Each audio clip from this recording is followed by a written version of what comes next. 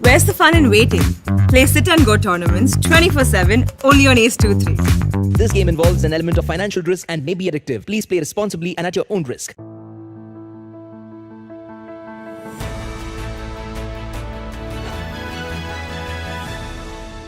बदलते मौसम में अक्सर लोग अपनी सेहत को नजरअंदाज कर देते हैं और अगर हम छोटे बच्चों की बात करें तो उनकी सेहत का हमें खास ख्याल रखना पड़ता है। अमूमन छोटी छोटी गलतियों के कारण कई बार बच्चे बीमार भी पड़ जाते हैं और ऐसे में उनकी अच्छी सेहत के लिए आपको समय समय पे सही कदम उठाना चाहिए। आज जागरण डायलॉग्स के इस सेशन में हम बात करने वाले हैं कि बदलते मौसम में आप अपने बच्चों की सेहत का कैसे खास ख्याल रख सकते हैं। नमस्कार, मैं हूं Urvashi Kapoor, associate editor Jagran new media, और मेरे साथ है मेरे को host Subhashish Datta, deputy editor with Jagran new media, और दो खास मेहमान जिनका मैं परिचय कराना चाहूंगी। So we have with us Dr. Hanish Bajaj. He is pediatrician at Meadow Chubby Cheeks Child Care Clinic. Sir, आपका बहुत बहुत स्वागत है। Thank you. और हमारे दूसरे गेस्ट हैं doctor Saujanya. She is consultant neonatologist at Fernandez hospital Hyderabad. Ma'am, आपका भी बहुत बहुत स्वागत है। नमस्कार और धन्यवाद। और समय को जाया ना करते हुए हम सवालों का सिलसिला शुरू करते हैं। पहला सवाल डॉक्टर हनीश मेरा आपसे है कि आजकल जैसे हम सब जानते हैं कि डेंगू काफी फैला हुआ है और डेंगू इन्फेक्शन बहुत से लोगों को हो भी रहा है, स्पेशली बारिश के मौसम में, और बच्चे भी इससे बहुत इफेक्ट हो रहे हैं। सो अगर हम बच्चों की बात करें तो हम अपने बच्चों की ऐसे में क्या उनको प्रिकॉशंस लेने चाहिए और हम अपने बच्चों को कैसे सेफ रख सकते हैं इस डेंगू इन्फेक्शन से, प्लीज आप हमारे दर्शकों को बताएं। सो बेसिकली डेंगू एक वायरल इलनेस है जो जनरली जुलाई से अक्टूबर के महीनों में ज़्यादा रहता है, क्योंकि इस समय वाटर लॉजिंग एंड काफ़ी रहती है। तो अगर हम कुछ सावधानियां बरते तो हम अपने बच्चों को इनसे बचा सकते हैं, और कुछ हद तक हम लोगों को थोड़ा ध्यान रखना पड़ेगा। तो पहले तो हमें कहीं पे भी पानी इकट्ठा नहीं होने देना है, घर में, घर के आसपास कहीं पे भी। ये हमारी एक सोशल रिस्पॉन्सिबिलिटी है। अगर हम घर के आसपास भी देख रहे हैं तो हमें उसका सॉल्यूशन निकलवाना है, आइदर विद द कम्युनिटी और विद द हमारी लोकल अथॉरिटीज के साथ। दूसरा, हमें शाम के होने के बाद घर के खिड़की दरवाजे बंद रखने हैं ताकि मच्छर अंदर ना घुस सकें। हमें अपने बच्चों को पूरे बाजू के कपड़े पहनाने हैं and they should be completely covering the body, so that बच्चों को मच्छर काटने की टेंडेंसी थोड़ी कम हो जाएगी। हम अपने बच्चों के लिए जो ओपन स्किन स्पेसेस हैं वहाँ के लिए मॉस्किटो रेपेलेंट्स आते हैं, वो लगा के उनको थोड़ा सेव कर सकते हैं। उनको हेल्दी डाइट देनी है, हाइड्रेटेड रखना है एंड हाइजीन मेंटेन रखनी है। सो ये छोटी छोटी चीज़ों का अगर हम ध्यान रखेंगे तो हम डेंगू के वायरस से अपने बच्चों को बचा सकते हैं। सेकेंडली, हमें पैनिक नहीं होना है। अगर डेंगू हो भी जाता है तो it's mostly A treatable condition. हम अपने डॉक्टर से जाके मिलें, उनसे इलाज कराएं, और उचित इलाज के बाद ये जनरली अपने कोर्स के बाद एक ठीक हो जाता है। तो हमें पैनिक नहीं करना है कि प्लेटलेट्स कम हो रही हैं या फिर प्लेटलेट चढ़ाना। जनरली 95% केसेस में dengue it's a natural immune course जो कि 5 से 7 दिन के बाद अपने आप ठीक हो जाता है। थैंक यू डॉक्टर हनीश, आपने हमें बताया इस डेंगू इन्फेक्शन से अपने बच्चों को कैसे हम सुरक्षित रख सकते हैं। डॉक्टर सौजन्या, मैं आपके पास आना चाहूंगा। हमारे देश में अब स्कूल्स खुल गए हैं और बच्चों ने स्कूल जाना शुरू भी कर दिया है, लेकिन बच्चों की बात करें तो हमारे देश में उनके लिए अभी भी कोविड-19 वैक्सीन अवेलेबल नहीं है। सो हमें थोड़ा ये बताइए कि जो पेरेंट्स जिनके बच्चे स्कूल जा रहे हैं उनको किन खास चीजों का ध्यान रखना चाहिए। शुक्रिया। तो पहले जो आपने बात कही है कि बच्चों के लिए कोविड वैक्सीन अभी अवेलेबल नहीं है, वो सही चीज आपने बताई है। तो जो हमें सावधानी बरतनी है वो घर से शुरू करनी पड़ती है। तो प्रिफरेबली जो बच्चों को हम स्कूल भेजना चाहते हैं उनके सारे माता पिता और घर वाले खुद पहले वैक्सीन ले लेंगे तो घर में ही प्रोटेक्शन जो है शुरू हो जाता है। उसके बाद जब हम स्कूल उन्हें भेजना चाहते हैं तो अगर बच्चे 5 साल के ऊपर के हैं, उम्र के हैं, तो वो लोग मास्क पहन सकते हैं, क्योंकि 5 साल के अंदर के बच्चों के लिए मास्क जो है मेंटेन करना बहुत ही मुश्किल चीज होती है। मास्क पहनना बड़ी बात नहीं है, उसको सही तरह से पहनना ताकि वो अपने नाक, मुंह और पूरी चेहरे को कवर कर सके और उसको बीच में ना छुए, that is also very important. और छूने से पहले, छूने के बाद हाथों को सैनिटाइज करना बहुत जरूरी है। तो ये मास्क के लिए उनको मेंटेन करने का जो शिक्षण होता है वो घर में हमें पेरेंट्स को सिखाना पड़ता है। और मास्क को बीच में आगे से छूना मना है, उनको बताना पड़ता है। और ये सब चीजें हम उनको तभी बता पाते हैं अगर हम सही तरह से पहले उनको फॉलो करते हैं, हम कैसे इस्तेमाल करते हैं, क्योंकि बच्चे ज्यादातर जो है ना अपने पेरेंट्स या बड़ों से ही सीखते हैं, हम उनके पहले टीचर्स होते हैं। तो इसीलिए मास्क का उपयोग करना हमें सही तरह से उनको सिखाना पड़ता है, that is very important. Second thing, classes में डेफिनेटली सोशल डिस्टेंसिंग तो मेंटेन किया जाएगा, अभी आने वाले कुछ समय तक तो ये नियम बने रहेंगे।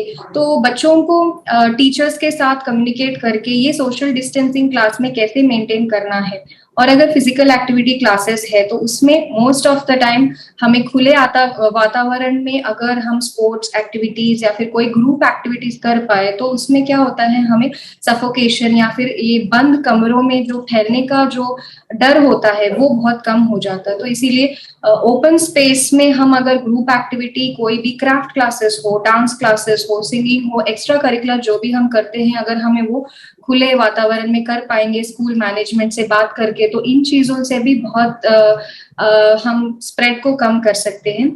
और तीसरी चीज, मैनेजमेंट्स की तरफ से स्कूल्स में facilities for hand washing adequately बनाना पड़ेगा, क्योंकि पहले इतना emphasis hand wash, hand hygiene पे नहीं था, अभी तो जरूरी है। और इतने सारे बच्चों में हैंड वॉशिंग के लिए उन्हें वेट ना करना पड़े और सैनिटाइजर्स उनके हाथों में देना चाहिए क्लास में, तो ये उनको मैनेजमेंट की तरफ से करना पड़ेगा। और lunch time, snack time, that is another time जहाँ पे बच्चे, क्योंकि हम जितना भी बच्चों को समझाए वो कैरीड अवे हो ही जाते हैं, क्योंकि उनके अपने दोस्तों से मिलना है, और वो भी 2 साल के बाद अगर वो जा रहे हैं, मिल रहे हैं, तो हम एक तरफ से उन्हें रोक भी नहीं सकते कि जाओ दूसरे बच्चों से मत मिलो, तुम दूरी मेंटेन करो, तो ये बहुत ही इम्प्रैक्टिकल चीज हो जाती है। तो सुपरवाइजर्स को बढ़ाना पड़ेगा संख्या में, कि वो लोग मॉनिटर करें कि फिजिकल डिस्टेंसिंग कितनी तरह से मेंटेन हो पा रही है, अगर नहीं होती है तो immediately hand washing, hand hygiene कराना। सो ये सब छोटी छोटी चीजें, बट मोस्ट इम्पोर्टेंटली पेरेंट्स पहले वैक्सीन ले ले तो घर में स्प्रेड जो है बहुत कम हो जाता है। बहुत बहुत शुक्रिया डॉक्टर सौजन्या, बहुत अच्छे से आपने बताया कि कैसे बच्चों के साथ साथ पेरेंट्स को भी सावधानियां बरतनी चाहिए। अब मैं डॉक्टर हनीश आपके पास दोबारा आना चाहूंगी अपने अगले सवाल के साथ। हम जानते हैं कि जो बच्चे होते हैं they are vulnerable to basic common infections like common cold हो गया, सर्दी खांसी जुकाम होता है, बच्चों को बार बार होता है as compared to adults। so ऐसे में क्या करना चाहिए so that हम बच्चों में जो frequently recurring infections हैं, viral infections है, उससे हम उनको prevent कर सकें? तो आप तो ये बहुत ही कॉमन क्वेश्चन है, और अगर हम थोड़ी छोटी चीजों का ध्यान रखेंगे तो हम अपने बच्चों को कफ एंड कोल्ड से नॉर्मली बचा सकते हैं। तो cough and cold is mostly a flu infection. These are viral infections and there are lot many type of cold viruses in the body and in the atmosphere. तो हमें अपने बच्चों को 2-3 चीजों का सलाह देनी है। एक तो उनको hand hygiene, which is again common issue. तो हाथ धोने हैं किसी भी सरफेस को टच करने से पहले या किसी सरफेस को टच करने के बाद अपने आप हमेशा हैंड वॉशिंग करनी है। हाइड्रेशन बहुत जरूरी चीज है। तो अगर हमारे बच्चे बहुत लिक्विड्स लेते रहेंगे तो उनकी बॉडी का हाइड्रेशन मेंटेन रहेगा, जो कि हमारे बच्चों को कफ कोल्ड होने से बार बार बचाता रहता है। हमें एक दूसरे के प्लेट्स एंड ग्लासेस को यूज नहीं करना है, तो ये भी हमें अपने बच्चों को सिखाना है कि डिस्टेंसिंग मेंटेन रखनी है इन चीजों में भी। दूसरा, अगर हम क्लोथिंग प्रॉपर रखेंगे, हाइजीन मेंटेन रखेंगे, घर की एटमॉस्फेरिक हाइजीन मेंटेन रखेंगे, तो हम काफी हद तक अपने बच्चों को कफ कोल्ड से बचा सकते हैं। कुछ हम नेचुरल इम्यूनिटी बूस्टअप्स, जैसे कि हम vitamin C is a natural source of immunity, तो अगर हम अपने डाइट में vitamin C rich diets include कर सकें, हेल्दी फ्रूट्स दे सकें उनको, हेल्दी घर का खाना प्रमोट करेंगे, तो भी काफी मददगार रहेगा, जो कि बच्चों को cough and cold and normal flu से बचाता है। Thank you doctor Hanish. Doctor Saujanya, मैं आपके पास वापस आना चाहूंगा। अभी हमने बात की कि कैसे वायरल फीवर और ये बच्चे ज्यादा प्रोन होते हैं इन सब चीजों से। सो थोड़ा हमें ये बताइए कि बच्चों की इम्यूनिटी हम नेचुरल तरीकों से कैसे बढ़ा सकते हैं? पेरेंट्स क्या क्या ऐसा कोई डाइटरी चेंजेस करके या कुछ नेचुरल तरीकों से या कोई योगा या एक्सरसाइजेस से कैसे नेचुरल इम्यूनिटी बढ़ सकती है? ये तो आई थिंक लास्ट 2 years में मोस्ट गूगल्ड क्वेश्चन रहा होगा कि हाउ टू इम्प्रूव इम्यूनिटी। बड़ों की तरफ से, बच्चों की तरफ से, हर एक एज ग्रुप की तरफ से I think everybody has become very curious. अभी सब लोग जानना चाहते हैं इम्यूनिटी कैसे बढ़ाना है। तो नेचुरल बच्चों के लिए आई थिंक हमारे जो देश का खाना क्यूजीन है, जो हम होममेड फूड बनाते हैं, इधर साउथ इंडियन, नॉर्थ इंडियन कोई भी हो, नेचुरली हम अगर उसको स्टिक करते हैं तो उसमें हमें बहुत सारे पोषक न्यूट्रिएंट्स जो होते हैं वो सब मिल जाते हैं। अगर हम जो बोलते हैं बैलेंस्ड न्यूट्रिशन, जो संतुलित आहार होता है ना, वो सब हमारे घर के चीजों में, खाने में हमें बहुत सारे मिल जाते हैं। तो हमें क्या है, बैलेंस्ड डाइट कैसे बना सकते हैं? तो एक जो है, हमें we should not restrict anything. तो कार्बोहाइड्रेट्स चाहिए, प्रोटीन चाहिए, फैट्स चाहिए, फ्रूट्स एंड वेजिटेबल और फाइबर चाहिए, इसके साथ दूध और डायरी प्रोडक्ट्स लाइक दही। तो इन सब चीजों को हर डे के मील में हम अगर थोड़ा थोड़ा करके इंक्लूड करते हैं तो उससे हम बहुत सारे विटामिन, न्यूट्रिएंट्स और मिनरल्स बच्चों को दे पाते हैं। ग्रीन लीफी वेजिटेबल्स, जो भी कलर्ड चीजें होती हैं, जैसे कि आप ग्रीन लीफी वेजिटेबल्स है, टोमेटोज है, या फिर कैरेट्स है, या फिर कैप्सिकम्स है, ऐसे जो कलर्ड वेजिटेबल्स होते हैं जनरली ये इम्यूनिटी के लिए बहुत अच्छे होते हैं।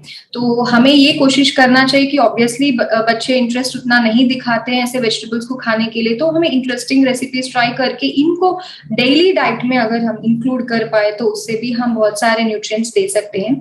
बहुत सारे लोग ये सोचते हैं कि बनाना खाने से खांसी हो जाती है, सिट्रस फ्रूट्स खाने से सर्दी हो जाती है स्पेशली, और दही तो बिल्कुल बहुत सारे पेरेंट्स अवॉइड करते हैं। बट साइंटिफिकली अगर हम न्यूट्रिटिव वैल्यू के हिसाब से देखा जाए तो दूध से कंपेयर करें तो दही बहुत ही श्रेष्ठ होता है बॉडी के लिए, क्योंकि दही में फर्मेंटेड फूड होता है, उसमें इम्यूनिटी बढ़ाने के बहुत सारे प्रोबायोटिक्स, जो आपको अच्छे बैक्टीरिया जो होते हैं ना, अगर हमारे बॉडी में उनकी संख्या बढ़ाई जाए तो इम्यूनिटी नेचुरली बढ़ती है, और जो वायरस, अन्य बैक्टीरिया जो हमें अटैक करने की कोशिश करते हैं उनसे हमें बहुत बचाव मिलती है। तो सिट्रस फ्रूट्स दीजिए, सीजनल फ्रूट्स जो कोई भी हो। तो ये अगर आप नोटिस करते हैं कि कुछ फूड देने के बाद बेबी को सर्दी खांसी होती है, आपको हमेशा आप नोटिस करें तो उसको अवॉइड करने में कोई दिक्कत नहीं है। बट जनरलाइज्ड स्टेटमेंट्स की सब लोग बोलते हैं कि हमें अवॉइड करना है, नहीं करना है। मोस्ट ऑफन प्रॉब्लम इसीलिए होता है कि वो रेफ्रिजरेटेड फूड्स होते हैं, तो रेफ्रिजरेटर में रखा जाता है कर्ड या फिर फ्रूट्स और डायरेक्टली बेबी को दे दिया जाता है। उसकी वजह से कभी कभी ये कोल्ड की वजह से स्पैज्म होके बेबी को कॉफ या कोल्ड हो सकता है। इसीलिए फ्रेशली मेड कर्ड जो जबका जमता है दही, वो दीजिए डेफिनेटली 1 to 2 cups। और अगर आप नॉन वेजिटेरियन है तो मीट, स्पेशली फिश, पाउल्ट्री, एग्स, ये सब आप वेज डाइट में इंक्लूड करें। अगर आप वेजिटेरियंस है तो भी चिंता करने की कोई जरूरत नहीं है, आप नट्स एंड फ्रूट्स और ग्रीन लीफी वेजिटेबल्स के साथ आप इम्यूनिटी कर सकते हैं। ये तो हुआ हमारा जो डाइट का मामला है, उसमें हम ये कर सकते हैं। मोस्ट इंपॉर्टेंट चीज है, हमें थोड़ी चीजें अवॉइड करनी है इम्यूनिटी के लिए, वो है जंक फूड्स। और आजकल जब बच्चे घर में ज्यादातर बोर हो जाते हैं तो बहुत सारे स्विगी करना, जोमेटो करना, ये तो हमें हमारा रोज का काम हो चुका है। बट ऐसे डाइट्स जो होते हैं, पिज्जा, चिप्स, बर्गर्स, टेस्टी होते हैं जरूर, बट इनमें बहुत सारे प्रिजर्वेटिव्स होते हैं, एक बनाना हाइजीनिकली भी नहीं होते हैं, और इसमें ज्यादातर होते हैं कार्बोहाइड्रेट्स, प्रोटीन, इनका संतुलित मिश्रण नहीं होता है। तो इन चीजों से एक तो बेबी का भूख मिट जाने की प्रॉब्लम है, दूसरी न्यूट्रिटिव वैल्यू अच्छी नहीं रहती है, और बहुत ज्यादा कैलोरीज लेने की वजह से फिजिकल एक्टिविटी नहीं है तो ओबेसिटी या फिर वेट गेन भी बच्चों में आजकल हम देखते हैं। तो दूसरी बात आपने खुद बताया, योगा और एक्सरसाइज, तो इर्रेस्पेक्टिव ऑफ एज एक्सरसाइज हर एक इंसान के लिए बहुत इंपॉर्टेंट है। ये हमारे मेंटल हेल्थ के लिए इंपॉर्टेंट है और फिजिकल स्टैमिना बढ़ाने के लिए भी इंपॉर्टेंट है। तो बड़े भी, अगर हम लॉकडाउन में हैं, बाहर नहीं जा रहे हैं, वर्क फ्रॉम होम है, तो we have to take out time and play with our kids, and that is the best exercise, and make them a habit कि थोड़ा नीचे जाए, वॉकिंग करे, जॉगिंग करे, कुछ बैडमिंटन खेले। तो some activity we have to do, group family activities. So I think to sum up, ये सब करने से हम हमारे इम्यूनिटी को बढ़ा सकते हैं। ओवर द काउंटर मेडिकेशंस आप लेने की जरूरत नहीं है अनलेस आपके पीडियाट्रिशियन जो है वो एडवाइस करते हैं, स्पेसिफिकली डेफिशिएंसी है, तभी आपको विटामिन की गोलियां या सिरप्स लेनी है। बहुत बहुत शुक्रिया डॉक्टर सौजन्या, और आपने काफी डिटेल में बताया कि कैसे बच्चों की इम्यूनिटी को हम नेचुरल तरीकों से बढ़ा सकते हैं, इम्प्रूव कर सकते हैं। अगला सवाल डॉक्टर हनीश मेरा आपसे है कि हम जानते हैं विंटर आ रहे हैं और एयर पोल्यूशन की समस्या भी बढ़ती है जैसे जैसे विंटर्स आते हैं। Not only north India but entire nation suffers from pollution, problem of pollution. तो ऐसे में जो एक्सपोजर है ऐसी स्मॉग से या डर्टी एयर से, उसकी वजह से रेस्पिरेटरी इश्यूज, रेस्पिरेटरी प्रॉब्लम्स भी होने लगती हैं, चेस्ट कंजेशन होने लगता है। तो ऐसे में आप हमें बताएं कि ऐसा क्या हम कर सकते हैं जिससे कि हम जो बच्चे हैं उसमें अर्ली रेस्पिरेटरी एलिमेंट से हम उनको बचा सकें। सबसे पहले तो यहाँ पे हम अडल्ट्स की जिम्मेदारी बनती है, जो कि एक बहुत कॉमन डिस्कशन रहता है, पराली जलाना और पोल्यूशन को कम करना। तो हम लोगों को इन सब चीज़ों को अवॉइड करना है एंड प्रिकॉशंस लेनी है कि हम अपने एटमॉस्फेयर के पॉल्यूशन को कैसे कम कर सकें, क्योंकि ये बेसिक जिम्मेदारी हम अडल्ट्स की है और हमारे बच्चों का इम्पैक्ट हो रहा है इनसे। दूसरा, हम बच्चों को हाइड्रेटेड रखेंगे, उनको थोड़ा healthy atmosphere and healthy food देंगे, उनकी फिजिकल एक्टिविटीज को इम्प्रूव करेंगे, तो भी बच्चों की इम्यूनिटी इम्प्रूव होती है to fight with these pollution. तीसरा, जो हमारे बच्चे जिनको एलर्जीज की प्रॉब्लम रहती है, जो अस्थमा की प्रॉब्लम रहती है, तो ऐसे फैमिलीज को और पेरेंट्स को खासकर ध्यान रखना है कि घर में पॉल्यूशन बहुत ना हो। जो हमारे घर के बेडशीट्स हैं या जो भी हमारे कर्टेन्स हैं, उनको रेगुलर क्लीन करके रखें, क्योंकि dust, they are the source of dust for the kid. और जो बच्चे इम्यून टू एलर्जीज होते हैं तो उनके लिए बड़ी प्रॉब्लम करती हैं चीज़ें। तो अगर हम घर की साफ सफाई मेंटेन रखेंगे और हमारे बाहर के एटमॉस्फेयर को इम्प्रूव करने की कोशिश करेंगे, तो हम काफ़ी हद तक हम एयर कंजेशन एंड पॉल्यूशन से बचा पाएंगे। तीसरी बहुत कॉमन की चीज़ कि हमें अपने बच्चों को अननेसरी बिना डॉक्टर से एडवाइस लिए दवाइयाँ नहीं देनी है, जो कि बहुत सारे पेरेंट्स आजकल करते हैं कि पहली बार जो डॉक्टर ने दवाई ली थी वही हम दोबारा दे देते हैं। हो सकता है इस बार प्रॉब्लम दूसरी हो सकता है कंजेशन की दिक्कत कम हो या ज़्यादा हो। तो दवाइयाँ अगर आपको देनी है तो आपको हमेशा अपने पीडियाट्रिशियन से सलाह लेनी है, उसी के बाद प्रिस्क्राइब करनी है। चौथा, अगर हम अपने डाइट्स में नेचुरल फूड एंड जंक्स को अवॉइड करें, जैसे कि डॉक्टर सौजन्या ने बहुत अच्छे से एक्सप्लेन किया कि कैसे हम अपने बच्चों की इम्यूनिटी बढ़ा के इन सब प्रॉब्लम से काफ़ी हद तक छुटकारा पाया जा सकता है। तो छोटी छोटी बेसिक चीज़ें हैं जिनका हमें ध्यान रखना है और हम काफ़ी हद तक इन चीज़ों से अपने आप को बचा सकते हैं। Thank you doctor Hanish. Doctor Saujanya, मैं आपके पास वापस आना चाहूंगा, बट ये मेरा सवाल एक बहुत ही स्पेसिफिक प्रॉब्लम के लिए है, और हमने ये जो प्रॉब्लम है ये हमने न्यूबॉर्न बेबीज में बहुत ज्यादा अभी देखी है, जो है न्यूनेटल जॉन्डिस की प्रॉब्लम। सो इसके बारे में थोड़ा हमें बताइए कि इसके कॉजेज क्या होते हैं, क्या ट्रीटमेंट होता है, और इससे मतलब क्या डरना चाहिए बहुत ज्यादा? शुक्रिया। तो एक्चुअली नियोनेटल जॉन्डिस या पीलिया हम जो भी कहते हैं, तो आपने जैसे कहा ये बहुत ही कॉमन समस्या है जो हम नवजात शिशु या फिर न्यूबॉर्न बेबीज में हम देखते हैं। इसके कई तरह के कारण होते हैं। मोस्ट इम्पॉर्टेंटली जो है, हमें इसमें 2 टाइप्स के जॉन्डिस होते हैं। एक हम डायरेक्ट जॉन्डिस बोलते हैं, एक इनडायरेक्ट बोलते हैं। ये इनडायरेक्ट जॉन्डिस जो है यही बहुत कॉमन चीज है जो हम सारे बच्चों में most of the time 80 to 90% of babies में डे 3 या डे 5, तीसरे से 5वें दिन के बीच में हम ये देखते हैं। तो अगर जॉन्डिस होता है बेबी को, पहले आप घबराइए मत, क्योंकि ये बहुत कॉमन है और इसका इलाज भी बहुत सिंपल है। इलाज भी हम तभी करते हैं जब इसका वैल्यू जो है इलाज के रेंज में होता है। तो ये रेंज सब बेबीज को एक ही तरह नहीं रहता है कि एक ही फिगर है कि इसके वैल्यू के ऊपर है तो ट्रीट करना, ऐसा सभी बच्चों को एक वैल्यू नहीं रहता है। बेबी कितने दिनों का बेबी है, पैदा हुए समय उनका बेबी का बर्थ वेट जो है, वजन कितना था, या फिर बेबी को कोई और रिस्क फैक्टर्स है, इन 3 चीजों को हम नजर में रखते हुए थोड़े चार्ट्स हैं, बिलिरुबिन चार्ट्स जो हम बताते हैं, उसके हिसाब से ट्रीटमेंट होता है। तो रिस्क फैक्टर्स आम तरह से क्या होते हैं? Blood group mismatch. अगर मदर का ब्लड ग्रुप जो है नेगेटिव है और बेबी का अगर पॉजिटिव होता है तो ये मोस्ट कॉमन रिस्क फैक्टर जिसमें जॉन्डिस ज्यादा बढ़ने के चांसेस होते हैं। दूसरी तरह, अगर मदर का O ब्लड ग्रुप है और बेबी का O के अलावा A या B होता है तो भी जो खून होता है वो जल्दी फटने के चांसेस होते हैं और उसकी वजह से जॉन्डिस प्रोडक्ट्स बॉडी में फैल के जॉन्डिस बढ़ते हैं। तीसरी तरह, अगर बेबी वजन कम या फिर प्रीटर्म जो बोलते हैं, 9 महीने पूरे होने से पहले जो पैदा होते हैं या फिर 2.5 किलो के अंदर जो पैदा होते हैं, उनमें जो है लिवर थोड़ा इमेच्योर रहता है तो उसकी वजह से वो लोड टॉलरेट नहीं कर पाता है। तो ये 3 मोस्ट इंपॉर्टेंट रिस्क फैक्टर्स हैं और इनके लिए सिंपल सॉल्यूशन है कि हम फोटोथेरेपी लाइट्स जो होते हैं हॉस्पिटल में, उसमें बेबी को यूजुअली 24 to 48 आवर्स वो लाइट्स के नीचे रखते हैं, तो ये जॉन्डिस यूरिन में निकल जाता है। मोस्ट इम्पॉर्टेंटली प्रिवेंट कैसे करना, ये सवाल सबका होता है माओं का कि मैं खाने में परहेज करूं, मुझे नॉनवेज नहीं खाना है, मुझे अंडा नहीं खाना है, कुछ नहीं दे रहे मेरे मम्मी पापा क्योंकि बोल रहे कि मेरे खाने से। ऐसा कुछ भी नहीं होता है, क्योंकि ये जॉन्डिस जो है खाने से फैलने वाला जॉन्डिस नहीं है, ये बॉडी में बच्चे के एडजस्टमेंट का जो प्रॉब्लम है, आइदर ब्लड ग्रुप की वजह से या फिर किसी और की वजह से होने वाला प्रॉब्लम। तो इसमें माँ के डाइट को प्लीज आप रेस्ट्रिक्ट मत कीजिए, क्योंकि उनको दूध अच्छा प्रोड्यूस करने के लिए फिर से संतुलित आहार लेना पड़ेगा। और तीसरी बात है, अगर माँ का दूध कम होता है, किसी कारण वो नहीं दे पा रही है और बेबी का वेट लॉस जो है बहुत ज्यादा हो रहा है, तो भी जॉन्डिस बढ़ता है। इसीलिए हमें हमेशा देखना है कि बेबी का फीडिंग कैसा है, माँ का दूध अच्छा बेबी को पहुंच रहा है या नहीं, बेबी अच्छा यूरिन मोशन पास कर रहा है या नहीं।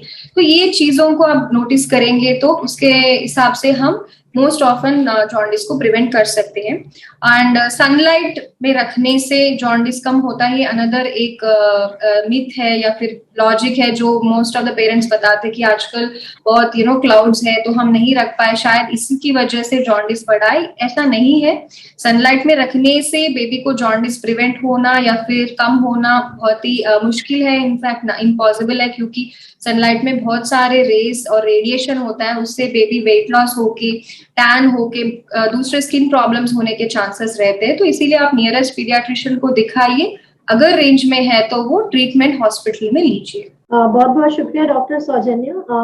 मैं डॉक्टर हनीश आपके पास एक बार फिर से सवाल के साथ आना चाहूंगी कि मेंटल हेल्थ पे हम आजकल सुन रहे हैं, काफी चर्चा हो रही है, डिस्कशंस हो रहे हैं, not only in adults but बच्चों में भी मेंटल हेल्थ से रिलेटेड इश्यूज सुनने में आ रहे हैं। तो आप हमें बताइए कि बच्चों में मेंटल हेल्थ इश्यूज ऐसे कौन कौन से होते हैं जिससे बच्चे फेस कर सकते हैं, और हमें एज अ पेरेंट और एज एन एडल्ट हमें इसके लिए किन बातों का ध्यान देना चाहिए? सो मेंटल हेल्थ के इश्यूज अभी कुछ टाइम से काफी ज्यादा निकल के आए हैं, बच्चों में भी काफी केसेस आ रहे हैं।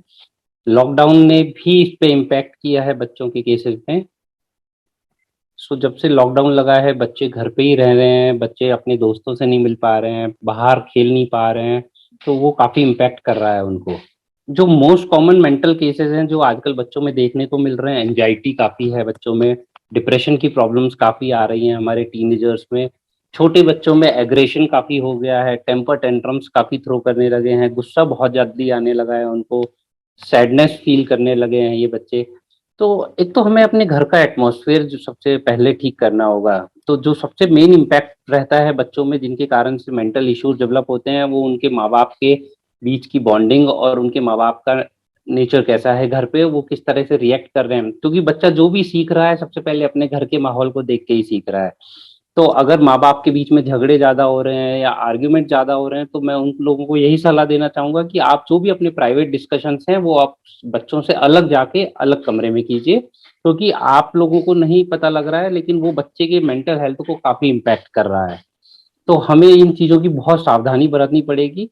आजकल हम लोग वर्क में इतना बिजी हो गए हैं माँ बाप की, हम अपने बच्चों को प्रॉपर टाइम नहीं दे पा रहे हैं। तो न्यूक्लियर फैमिलीज हो गई हैं, एक एक दो दो बच्चे रहते हैं घर पे, बाकी लोग सपोर्ट के लिए नहीं है, मम्मी पापा दोनों अपने काम में बिजी हैं। तो उन बच्चों को काफी ज्यादा इश्यूज आने लगे हैं, वो अपने आप को लोनली फील करते हैं, वो अपना सारा टाइम मोबाइल या टीवी में बिताते हैं, जिनसे कि उनकी मेंटल हेल्थ अफेक्ट हो रही है। तो मोबाइल हमारी रोजमर्रा का एक अच्छा हिस्सा नहीं है, तो हमारे लिए एक मजबूरी है जो हमें यूज करनी पड़ रही है।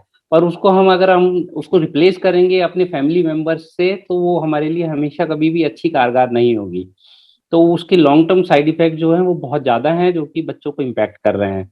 तीसरा, छोटे बच्चों को बाहर खेलने के लिए अलाउ करना है, उनको स्कूल भेजने के लिए मोटिवेट करना है। हमें अब कोरोना के लिए वैक्सीनेशन और बाकी सावधानियों को ध्यान रखते हुए अपने बच्चों को स्कूल भेजना है। तो कुछ पेरेंट्स के मन में अभी भी डर है कि कोरोना ज्यादा इम्पैक्ट करेगा, तो हमें ये उनको समझाना है कि कोरोना से ज्यादा उनको जो साइड इफेक्ट्स मेंटल प्रॉब्लम से होंगे वो ज्यादा इम्पैक्टफुल हैं बच्चों के लिए। बच्चों को अपने पीयर ग्रुप की बहुत ज्यादा जरूरत होती है, वो उनके साथ जितना खेल पाता है, जितना हंस पाएगा, वो उनको उतने ही लॉन्ग टर्म पे फायदा करेगा बच्चों के लिए। दूसरा, हमें अपनी डाइट में जंक फूड्स को बहुत कम करना है, क्योंकि जो हेल्दी न्यूट्रिएंट्स होते हैं वो हमारी गुड स्लीप को इंड्यूस करते हैं, और अगर हमारी स्लीप अच्छी है तो हमें बहुत सारी मेंटल प्रॉब्लम भी कम हो जाती हैं। अगर हमारी स्लीप अच्छी नहीं है तो एंजाइटी, डिप्रेशन, फ्रस्ट्रेशन, गुस्सा आना, ये सब चीजें एग्रीवेट हो जाती हैं। तो अगर छोटी छोटी चीजों का हमें अपने घर के एटमॉस्फेयर को इम्प्रूव करना है, हमारे पीयर ग्रुप को सपोर्ट करना है, बच्चों को बहुत सारा टाइम देना है, उनको फिजिकल एक्टिविटीज में इन्वॉल्व करना है। सो अडल्ट्स की जिम्मेदारी बहुत सारी बढ़ जाती है यहाँ पे कि अपने बच्चे का फ्यूचर कैसा होगा, और अगर फिर भी हमें लग रहा है कि उसके बिहेवियर पे चेंजेस आ रहे हैं और वो परसिस्टेंट हैं in spite of doing the rescue therapies, तो फिर हमें एक अच्छे साइकेट्रिस्ट या फिर साइकोलॉजिकल पेडियाट्रिशियन से मिलके उनसे सलाह लेनी चाहिए कि हम कुछ और क्या चीजें चेंज कर सकते हैं उनके लिए। जी, thank you doctor Hanish. Doctor Soujanya, मेरा एक आपसे आखिरी सवाल है। जैसा हम बात करते हैं कि बच्चों में हाइजीन हैबिट्स एकदम बचपन से ही इनकलकेट करने चाहिए, तो इस बारे में पेरेंट्स को आपकी क्या टिप रहेगी? हाँ, तो एक्चुअली जो हम पहले से इस इंटरव्यू के पहले से हम बात कर रहे हैं कि parents are the first teachers. जो माँ बाप होते हैं ये पहले गुरु होते हैं बच्चों के लिए। पैदा जब होते हैं बच्चे तब से हमें देख के ही बढ़ते हैं। तो अगर हम पहले उनको फॉलो करते हैं तो उनको फॉलो करवाना जो है वो बहुत आसान हो जाता है। तो हाइजीन हैबिट्स में हम बता सकते हैं कि हम ब्रशिंग से शुरू कर सकते हैं, hand washing before food, after using washroom और टॉयलेट्स, एंड ऑल्सो बाहर जाके आने के बाद हाथ पैर धो लेना, मुंह धोना, ये सब जो है रूटीन हाइजीन हैबिट्स होते हैं। अभी इसमें एडिशनल जो है, किसी से हम संपर्क करते हैं, कोई घर गेस्ट आते हैं घर पे, या फिर हम कहीं बाहर जाके आते हैं, तो एडिशनली हैंड वॉश कर लेना, या मास्क डिस्पोजिंग। तो हम अगर मास्क पहन रहे तो उसको कहाँ पे हमें स्टोर करना है, कैसे डिस्पोज करना है, ये एडिशनल हाइजीन हैबिट्स हो जाती है। तो ये ब्रशिंग से लेके सब चीज जो है पेरेंट्स को रोल प्ले ज्यादा करना पड़ेगा, तब जाके वो इंटरेस्टिंग बनता है। तो इसमें हमको क्या है, म्यूजिक का इस्तेमाल हम कर सकते हैं। गाने ऑलरेडी यूट्यूब पे बहुत सारे वीडियोस हैं जिसमें बेबीज को या बच्चों को मोटिवेट करते हुए उनसे ब्रश करवाना या फिर हैंड हाइजीन करवाने के राइम्स निकले हुए हैं। तो इनका हम ये सोशल मीडिया का एडवांटेज क्या है, हम इसे सही तरह से यूज करते हैं ना, तो इसमें बहुत सारी बेनिफिट्स भी है। ऐसा नहीं है कि सोशल मीडिया बहुत ही हार्मफुल और डेंजरस है, इसमें अच्छी चीजें, एजुकेटिव बातें भी बहुत सारी है।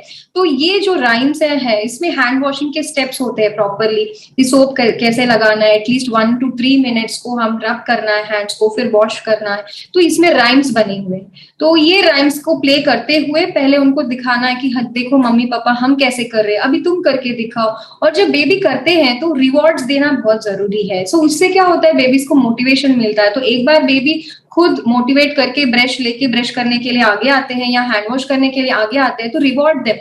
तो उनको बताइए कि एक पैट ऑन द बैक कि वाह बहुत अच्छा किया आपने, you are very good girl, very good boy. So these kind of words go a long way. Rewards में कभी भी आप चॉकलेट्स, चिप्स, बिस्किट्स मत दीजिए, then again it becomes a negative habit. हमेशा बातों से मोटिवेट कीजिए, then they will try to, it will improve their self confidence also, और वो बार बार करना चाहेंगे। मास्क के लिए आई थिंक घर में आपको एक कॉर्नर ढूंढना है जहाँ पे एडिक्वेट सनलाइट होता है। Usually balconies are very good places, क्योंकि वहां पे एडिक्वेट सनलाइट आती है। तो वहां पे आप एक कवर्स रखिए, डिस्पोजेबल कवर्स। आप सिंगल यूज मास्क यूज कर रहे तो उसमें एक अलग कवर में डिस्पोज करिए, और बच्चों को बोलिए कि देखो हम कैसे मास्क घर आते ही वहां जाके निकाल रहे हैं, और उसके बाद वहीं पे हैंड सैनिटाइज करके दूसरे रूम में हम आ रहे हैं। अगर आप रियूजेबल मास्क जैसे क्लॉथ मास्क यूज कर रहे हैं तो उसको वॉश करने के लिए एक और सेपरेट टिन या फिर कवर वहां पे रखिए, और बाद में जाके उसको वॉश करके वहीं सन ड्राई कर सकते हैं। तो ये सब भी आप करते जाइए, आपके पीछे बेबी को लेके जाइए और उनको दिखाइए, एक्सप्लेन करिए कि ऐसे हम कर रहे हैं, आपको भी करना है। एंड टॉयलेट ट्रेनिंग ये सब तो आप 2 साल के बाद ट्रेनिंग शुरू करते हैं, तभी उनको बताना है कि हमेशा उसके बाद आपको हैंड वॉश करना है। और डिनर टाइम या lunch time, breakfast time always wash hands. बाहर जाके आने से बाद पैर धोना, मुंह हाथ धो लेना, ये सब भी हम सिखा सकते हैं। So these are simple hygiene habits which are enough और they go a long way. Thank you doctor Soujanya. सवाल हमारे पास बहुत हैं, लेकिन समय हमारे पास लिमिटेड है और इसी के लिए हम आज का ये सेशन यहीं पे वाइंड अप करना चाहेंगे। हमारे दोनों experts doctor Saujanya and doctor Hanish, आप दोनों का बहुत बहुत शुक्रिया हमारे साथ जुड़ने के लिए और हमारे दर्शकों के सवालों का जवाब देने के लिए। जागरण डायलॉग का ये एपिसोड आप दैनिक जागरण के फेसबुक पेज पर देख सकते हैं और साथ ही में ये कुछ ही देर में दैनिक जागरण के यूट्यूब चैनल पर भी अवेलेबल होगा। आज के लिए बस इतना ही। हम नेक्स्ट वेडनेसडे फिर मिलेंगे आपसे एक नए हेल्थ टॉपिक के साथ। तब तक के लिए शुक्रिया।